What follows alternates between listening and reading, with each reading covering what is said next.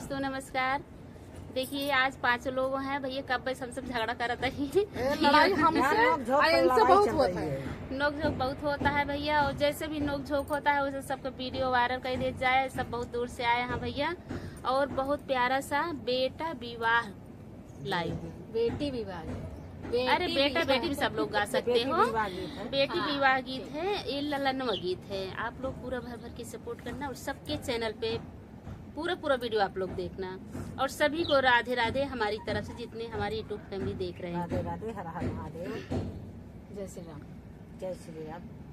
मैया जे घर जाई बाबा के अगवाय रे, बाबा के अगवाय रे। अब बेटी भाई ली सयान रे लालनवाय रे। अब बेटी भाई ली सयान रे लालनवाय रे। बाबा जे अपन बेटी आपू नहीं बोला मैया रे।